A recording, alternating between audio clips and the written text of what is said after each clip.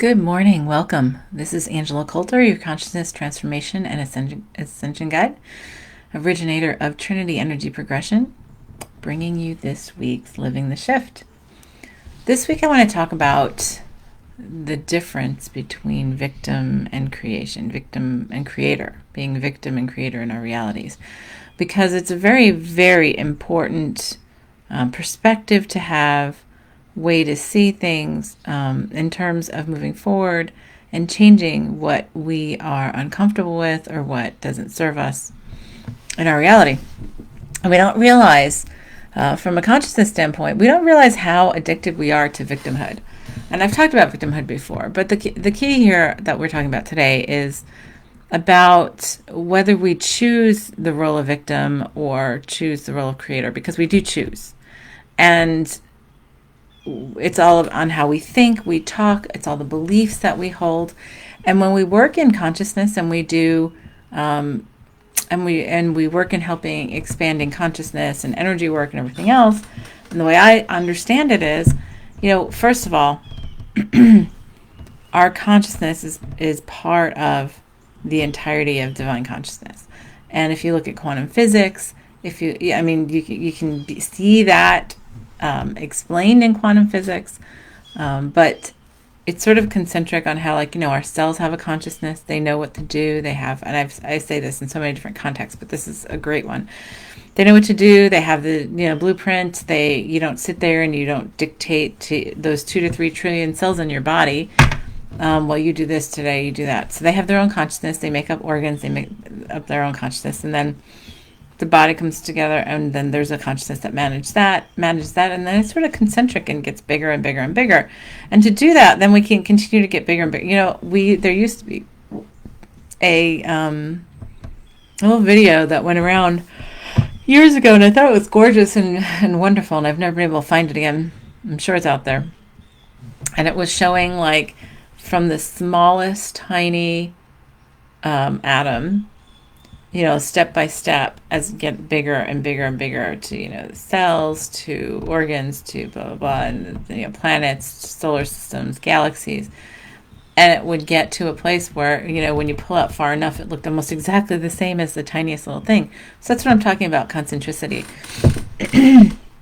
And I'm explaining this in this understanding because then you start seeing how consciousness is all levels, and how we've created separation and duality. So when we look at it from that perspective, we realize that we are definitely the divine consciousness. We want to call it source, God, whatever. All a part of it. We're an embodiment of creation that we created through our consciousness that is divine consciousness. So the first thing that's one of the most challenging for many individually when we get down to the individual level is to get to this place of saying, I am responsible for my own creation, right? So without going into the whole understandings behind it and how we get there, you can take the Trinity 1 class, the Trinity Practitioner class, if you want to, the Trinity Energy Progression class, if you want to, but this is the basis of understanding. And when we get to when we're working on an individual level, it's okay, so we talk about that. And it's okay, so we can acknowledge that we're part of that whole consciousness, right? The universe, whatever, all the names for it. And thus we can access all of it. We have all of the ability to access that within us. We have universes within us, or multiverses within us. We have multiverses outside of us. And within our consciousness, at all these different levels of concentricity, as we get bigger and bigger and bigger into the whole, even in the separation that we've created, we create the reality of what it is that we are experiencing at every level of that consciousness. So if we're part of divine consciousness, then we're part of creation, right? So you want to call it creator, then we are creator. We are an embodiment of what we created to have these lessons in separation at this density. And when we start to look at things from that perspective, it changes the way we experience everything, right? So in talking about separation, we're talking about putting in what I call like partitions. And when I talk about partitions, it's typically like a magician show where they have, the assistant come out and get in the box, and then the magician puts these, partitions, these slates in to separate, and the box moves apart. And you're like, oh, look, and everybody knows that that's truly not the case, but they like really want to believe it, that's, that the magician split the assistant up into different parts. And they put them together, pull the partitions out, realize, oh yeah, that's what it's like. Well, that's sort of how I understand we are in duality and separation. We put these partitions in to forget that we are the whole, and that and to reflect back on ourselves, like sort of look in a mirror to be able to see ourselves from what we consider the outside, even though it's really not. And so then everything we create is that way. So if we say it that way, and we say, okay, everything is a partition of what we are, and then we create all of this within those partitions as well, it's all just a reflection and facets, like a big, beautiful, amazing gemstone of reflecting back into what we are and reminding us. So we don't learn anything. It's just that we're reminded. So we go through all of this, and we forget, and that's part of the partitioning. So part of this, like in this particular part, and so by the way, our consciousness goes far beyond these bodies. It's a matter of how much we're forgetting that we have, and that's what we call higher self, right? The concentrates, or the bigger consciousness that sees the bigger and bigger pictures of creation, because then we make the smaller and smaller pictures of creation within the bigger pictures, which all reflect. And that's why I do a lot of what we call collective consciousness work, because what goes on at this big level truly is what goes on at the individual level. It's just very individual to the separate journey that we've chosen via this embodiment, right? So explaining all that, which I explain in my classes or whatever, and for consideration and for your consideration, and you can accept it or not, that's all up to you.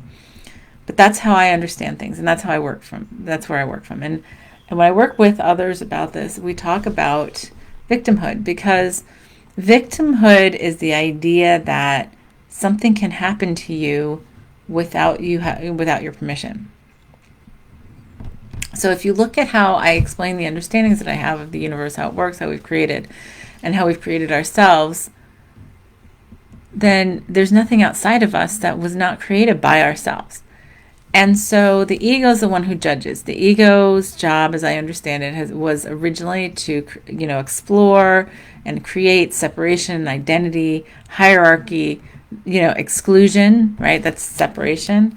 And so, so the ego is the one who says, oh, well, that's outside of us, because it wants to, because that's that exploration. It's its habit, very deeply ingrained habit. And instead of, well, let me go within to take out those partitions and remember, because we can. That's the basis of Trinity energy progression. Take out those partitions so we remember the bigger parts of our consciousness, and we remember actively, engaging that way, instead of feeling like, a puppet, or acting like we're, only in one direction, getting smaller and smaller. But when we pull out those partitions and we recognize that we are looking at this bigger perspective of, well, I did create this. And then people say, well, how can bad things happen and it's our creation, right? How can a bad thing happen in my life and it's, and I created it, right? Whether you were raped or abused or cheated or hurt in some way, killed. And so what I talk a lot about is the understanding of, so we have soul agreements, we have soul families, because that's all part of a concentric, consciousness, a collective consciousness. We have soul families that are carrying out themes. And in those facets of creation, those individual souls that we create within the soul families, we have a theme. So we're going to carry out, when the part of us incarnates here to carry out that certain theme, then we say, okay, to carry it out in separation, which is sort of like what I call upside down world, like backwards world, is because what reflects back is the opposite of what's actually there, right? So And it's like, okay, so to do this, I have to do the opposite so that you can learn this, or so that I can learn this, so we can learn this, or get that experience that we wanted to experience in separation. And it's going to look really, really crappy to the ego in that embodiment. But it's what we agree on to do this or do this lesson. And we do this with love because it's all part of ourselves, right? It's all just part of different facets, and it's just a part of exploration and learning, right? So there's also like things like we talk about lessons, and so those are soul agreements. We talk about soul agreements in that context. We also talk about these lessons and saying, well, to learn a lesson, I'm going to go from here in this embodiment, in this environment. I'm going to go from here to here to here, and I'm going to need some propulsion in duality and separation, right? Because that's part of the whole basis of it. And to do that, I'm going to need some catalysts. And this point, I'm going to probably need a really big catalyst, and it's going to probably like hurt, or look at it from a ground's eye view. Probably maybe hurt from the ego or whatever, or be ground shouting, but I'm going to need that, so it helps me change direction.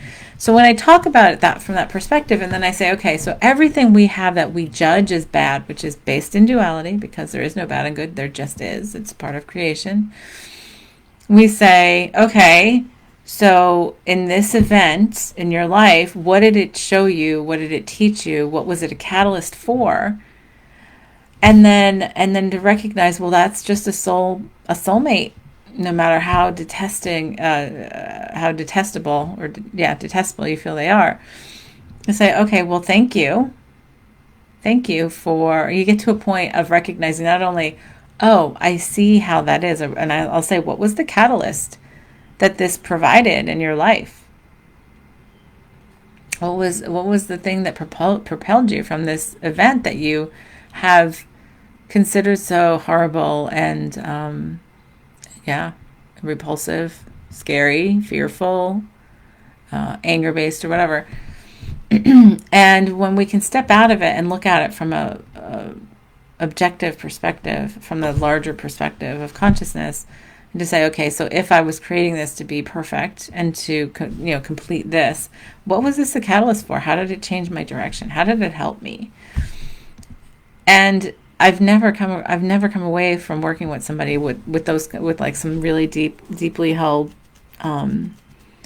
upsetting events to the ego, where they didn't finally see how it could be, how the whole situation could have been an agreement, to be a catalyst, or to have lessons or whatever. There was a woman that I was working with one time, one of many, but this one, because she just happened to come up in conversation recently about a mutual person that we know.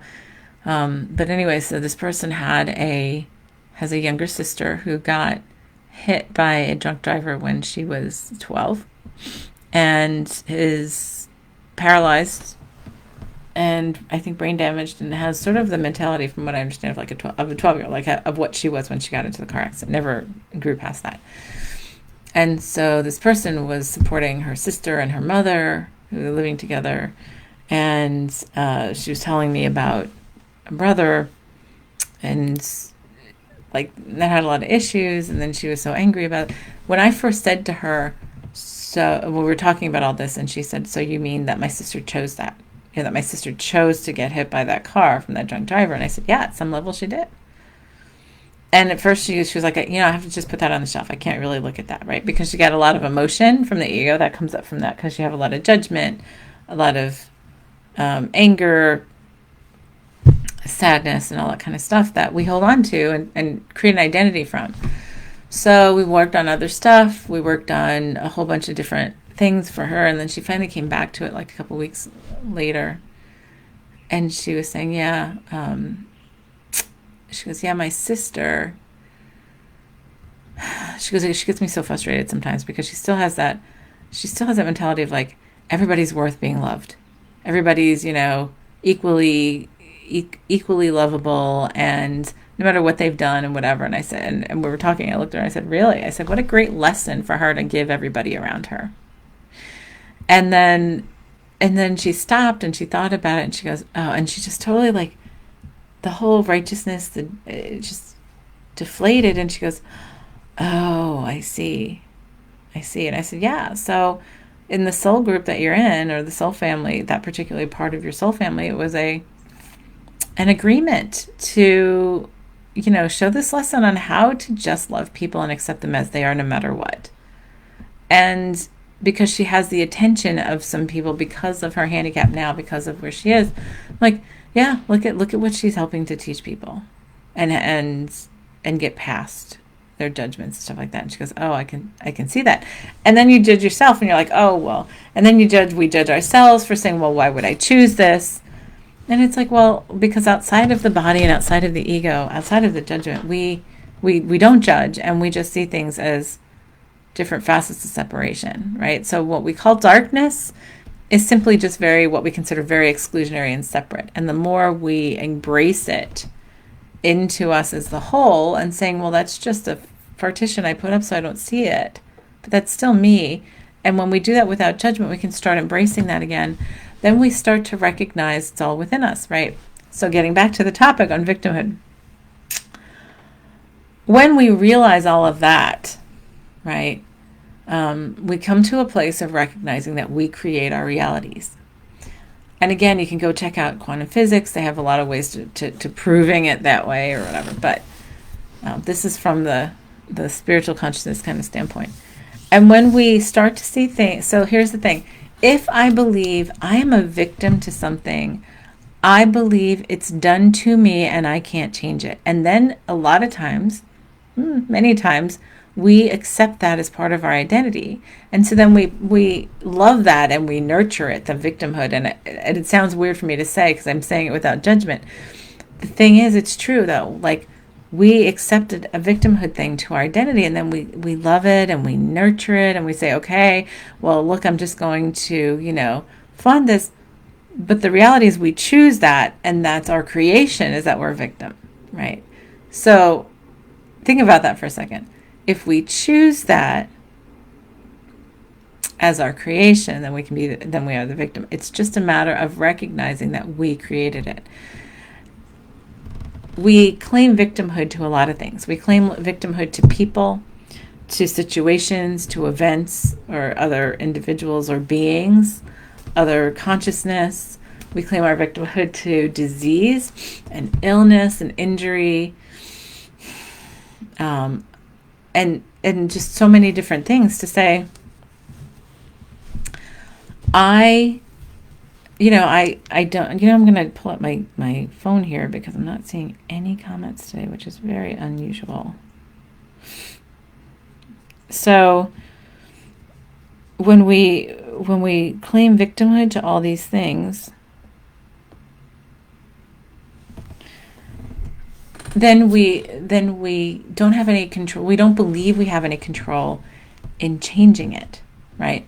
When we shift our perspective and consciousness on the fact that I create this for myself, for a set of lessons that there is to learn, and sometimes it's lessons through multiple lifetimes. We talk about that in a different context, but sometimes it has to do with an overarching theme or whatever, and we can change that without judgment, without punishment.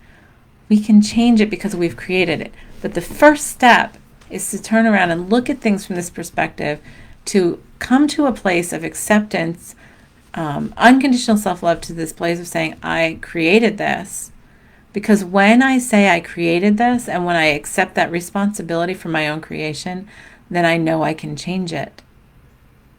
And then there's no such thing as being a victim. But the funny thing is, even when we choose victimhood, we create that too. Because everything in our reality is our creation. And so if we choose victimhood, it's because we choose it for whatever reason, for it to be a catalyst, for it to be a lesson to learn, to come back into our power, to take it away and then take it back, to fulfill a particular agreement like in an imbalanced situation, so that we can learn lessons that way. There's so many different perspectives on why we choose victimhood. And again, there's no judgment with this. This is simply a perspective, because this is a really basic thing that has to do with everything that we do. If we think that I'm a victim to, here's one. I'm a victim to age. I'm a victim to, and we don't say a victim to, it's saying, I'm getting older, this old body, blah, blah, blah, because we've conditioned ourselves to believe that our bodies are fighting us, are working against us and breaking down. What if we say, oh my God, this body is my divine creation, and it's here to support me in every way, and for me to fulfill the lessons I came here to have. And I fear that, oh my God, I just totally lost my train of thought. I just saw a comment pop up. Kim says, I think I fear what I'm going to create is bad. That's a lot of responsibility, or I don't feel worthy of that much responsibility. Right. Well, and that's true. So that's the two sides of the coin. Number one is that we're going to create badly, right? And that's a judgment to the ego. What a great point, Kim. Thank you. We bring that up, and because that happens a lot, and those both sides are perfect. Or I don't feel worthy. I don't feel worthy of that much responsibility. That is a really common one, and when I'm working with people, and I mean with myself, with all of us, because first of all, we have decided in these incarnations as we embody to convince ourselves, for whatever set of collective thematic lessons, is that we are born into lack, right? And that we have to prove ourselves. I mean, look at even the Bible, right? It talks about us being, born sinners and all that kind of stuff. So, and it's funny how we've convinced ourselves that, because we've separated the divine from us, is outside of us, to say, and by the way, it's interesting. Victimhood comes from judgment, right? And all of that, the creation thing, and our lack of creation and lack of worth, that all comes from judgment. And I was talking with Sarah C. Avignoni, who's my partner in podcast and other stuff that we talk about on Monday in Ascended World. And we talk about we were talking, I don't think it was on the air, I think it was offline, about the Garden of Eden, the idea of the Garden of Eden, and in the Bible, in whatever, multiple texts. And it's not that if we change the perspective from victimhood to creator, right, to say, okay, so we created this beautiful, what we call Eden, which is Earth, we say it's all of Earth, right?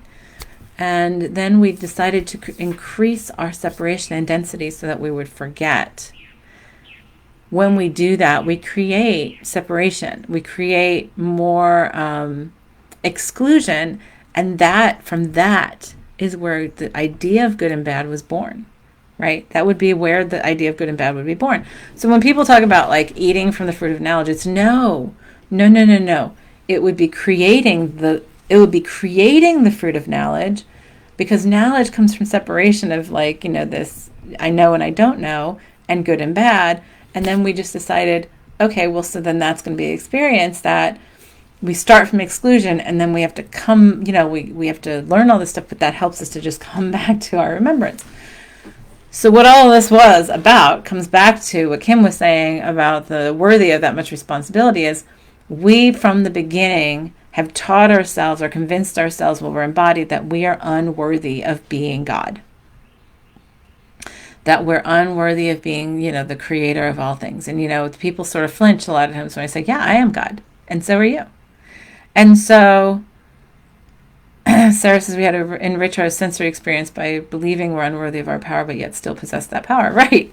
It's like, yeah, it's just a fun game. It's a fun game. So we start with that place of unworthiness, which of course, when we start from a place of unworthiness, that puts the word victim right there next to it, right? Because when we say I'm unworthy, it means I'm unworthy to be powerful. I'm unworthy to be a creator. And, because if I create, I have these innate faults that I believe I have that will mean that I'm going to screw something up in my creation, and then it's going to be even worse, right? Instead of saying, well, I created all this and I can change it, right? There's a different, if we look at it from a place of saying, okay, well, I created this separation, and I don't look at it, and then you stop saying it's bad or good and say we're going beyond that, just to come back to that place of, oh, here's my power, which is that I'm all of this. I'm the wholeness. I'm the creator.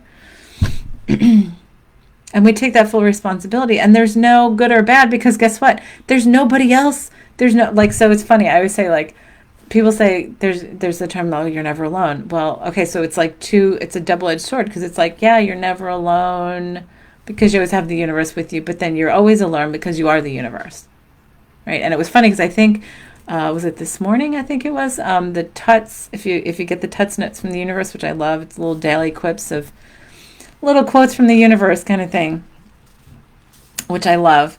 But it was talking about how, what if for a second, there was something along those lines. I thought, oh, funny how I'm going to be talking about this. What if for a second I gave you a glimpse, I took out the partitions that made you forget and have you even experience about how powerful you are and all that kind of stuff. And this is, okay, you ready? And it's oh, you're me. And I was that's so perfect, because that's the whole thing. So we go into this place of, when we say that, okay, well, then there is nobody else. So it's not like somebody's going to judge us. And if they judge us, it doesn't matter, because it's me anyway, judging myself in that separation. That's the whole thing, right? If we think we're going to create something bad, or we're going to do it wrong, then we will do it, because guess what? That's our creation. That's our belief. And so then we create that way. When we say it's all perfect, and we believe it, and we say, okay, from the larger perspective, I might not see the purpose of this right now, but I trust that my higher self, my bigger consciousness, can, sees the whole picture, because I'm from this partition of myself here. I'm only seeing this part of it. I'm just going to trust, because I'm the creator. And why would I do anything but create what is going to fulfill all my wishes? So when we do that, then we start to align with our higher selves, and then that's when the partitions come out even more powerfully and more fully. And then we just start to create all over the place. But then the thing that relates down to everyday life is, then we just realize we create it all. I can't tell you how many people I've worked with that once they actually realized that and grasped it, they just changed their reality like that. I mean, myself included, I've done many things that many would consider miraculous or magical or whatever, and I consider that my everyday life. And I see it in everyone else, because you're all me, as I'm you. We're just different facets of the same consciousness. So we can look at it as cells, we can look at it as individuals, we can look at it as planets or solar systems or galaxies or dimensions. But we all we all created ourselves in these faceted hologram to get to this bigger picture of the whole, in these facets, just because we can. And when we say, okay, well, there's really no bad in that, I've had this conversation so many times. It's you ask 10 people what bad and good is on a situation, and you get 10 different answers, because it's all based on an individual filter. So it really has no basis of truth except for the truth to the individual. And if I decide that something is bad, that's my choice and that's my creation, as well as if you decide something is good, the same thing that I said was bad, that's just as true. And I'm sure you have your filters from your journey, and to honor, it's important to honor each other's journeys, because we are all these facets of the same consciousness. So when we say it's a lot, so it's funny, Kim says that's a lot of responsibility, and I don't feel worthy of that much responsibility. Well, that's really the common challenge for everyone, because they don't want to take responsibility, because they feel like it's overwhelming and that it's too much, and I'd have to do too much, instead of, what if I just snapped my fingers and changed it all, because I can, because I am that magical and infinite. And it takes some steps to get there, because we've forgotten so much. But it happens, and it happens more and more the more we allow it and we trust it and we know it and remember it within ourselves. And so that includes everything. That includes physical disease, chronic disease, cancers, what we call terminal illnesses. It includes bad situations. It includes sickness, including viruses and things that we believe we can catch against our will, which, by the way, there's nothing against our will. It just is. And it's what we choose at some level for whatever lesson. And when we start looking at that, here's the thing. We created our bodies too for message boards of we're in separation. Here the body, it's the message board for what we're not looking at in our consciousness in this separation. So when we get to a place of saying, you know what, I am committing myself to pulling out those partitions and allowing that to come into my everyday life, we can say, okay, well, I'm not going to use my body as a message board anymore. And I'm also not going to be a victim. So here's a big one, is being a victim based on believing that I have to be a victim to be human, to be part of the human condition. And then we bond in misery and victimhood, which is really, it's really delving into that separation exclusion. So it's like, it's connection based on exclusion, which is a great experience that we've loved to explore it. So when we get to that place of recognizing, like, first of all, many say, oh, well, that's so, whatever, narcissistic, self-centered, whatever. It's like, no, because when I recognize truly that I am God, I am what we consider God, creator, the universe, source, whatever, then there's nothing that's not me. That means you're me, and all of this is me. So of course I'm going to love everything. When I come to loving me, I come to loving everything around me. And I come to this empowerment of saying, well, whether it presents as good or bad, I stop judging it. And I just say, okay, well, this is a challenge. This is a lesson. Why is this here in front of me, right? It changes our entire perspective. Instead of saying, oh, I can't do this, what will happen is your lesson gets bigger and bigger, and then the victimhood becomes bigger and bigger until you finally break and take your power back and say, nope, I'm going to change this, and I create this myself. So the important part is that first step and taking that self-responsibility to say, yeah, I created this, all of it. We created this. Whatever mess we consider this world to be in, we created it. And the question is not to judge it. It's to step back and say,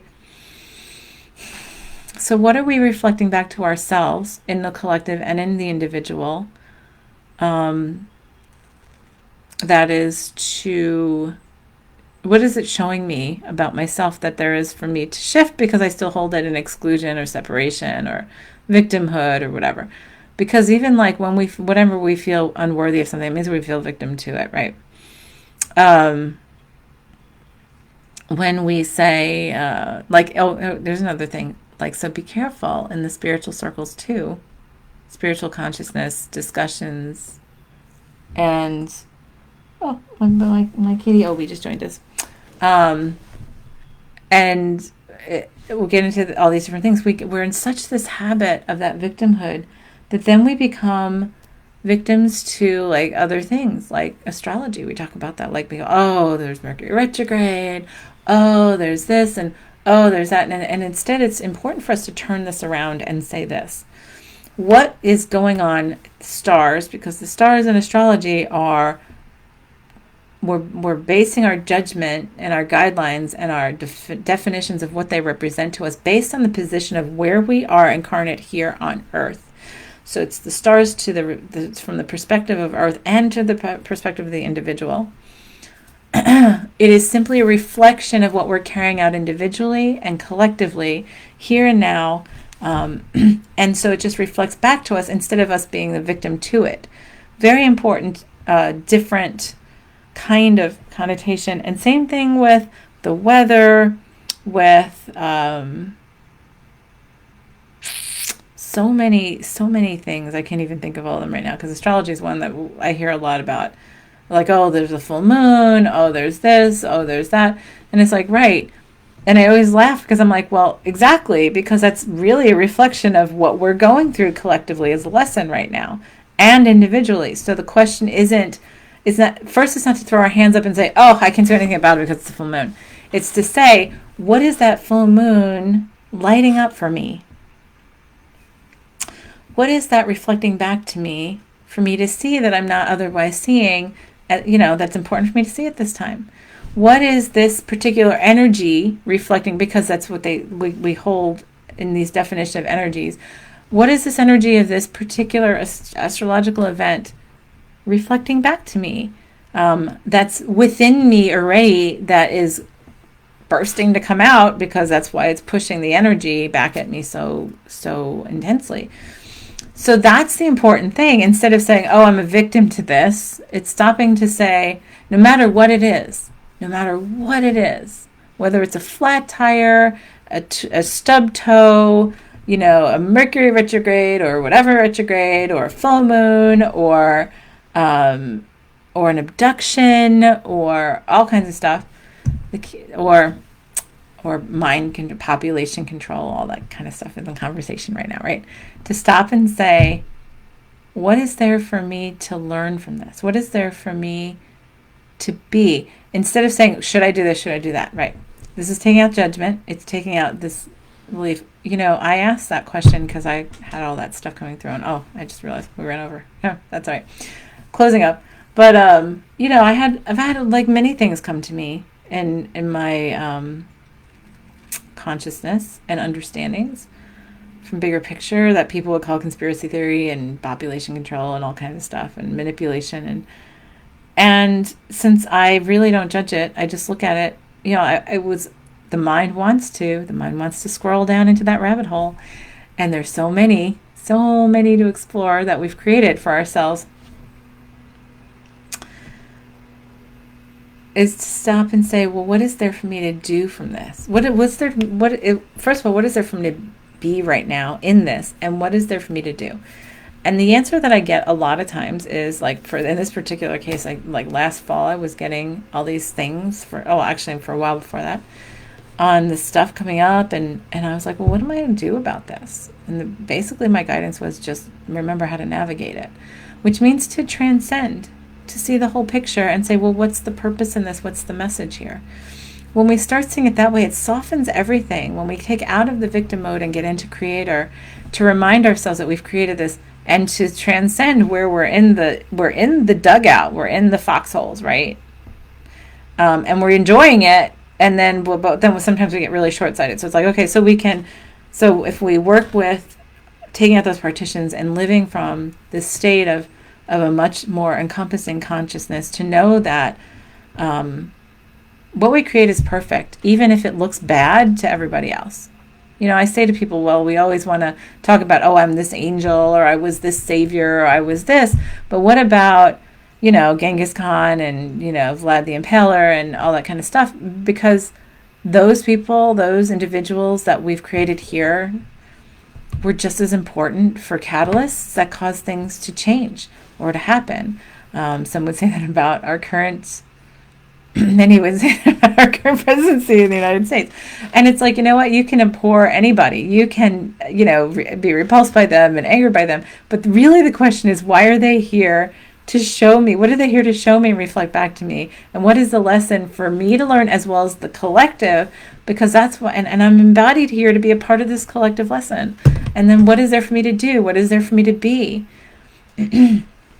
When we take that and when we take that responsibility, it takes all the fear out, it takes all the anger out, and it just becomes a matter of fact. And then we become much more fluid. We recognize that not only am I worth all of that in creation, but so are you, and we all created it together. So yay for us. And wow, look at the complexities and the challenges and the joys and the exaltations and all of that we created in such a beautifully faceted version of ourselves and the collectives and the whole. And when we start seeing it that way, it becomes a completely different experience. So this week, as you go about your life and your existence, be very conscious about where you believe you're a victim, right? Because by the way, when we believe we're a victim, we live in fear, which is based in separation of the ego. And once we shift out of fear and into that place of wholeness, there is no victimhood. It just is. It just is. It just becomes something that is. But look at where you believe you're a victim and just ask yourself, what has it shown me? What has it helped me to be a catalyst for? And sometimes you're in the middle of it and you don't see it because you're so lost in it from a very, separation-based perspective. But it's like, I'm going to put that on the shelf. And there are times when I see things where I'll like start feeling that way or whatever. And I'll just say, I'm going to put this on the shelf until I can see it in a way that's objective. And I'm not going to judge it. I'm just going to let it be and I'm going to let it play out. Or I'm going to like not judge it because I'm so caught up in this right now, whether it's righteousness or fear or whatever. And I'm going to observe that too because I'm not going to get lost in it. And then what is it trying to show me? What is there for me to see that's beyond this, right? So look at those things in your life and just make a list this week of things that you believe you're victim to. Victim to sickness? Well, then you can change that. Victim to,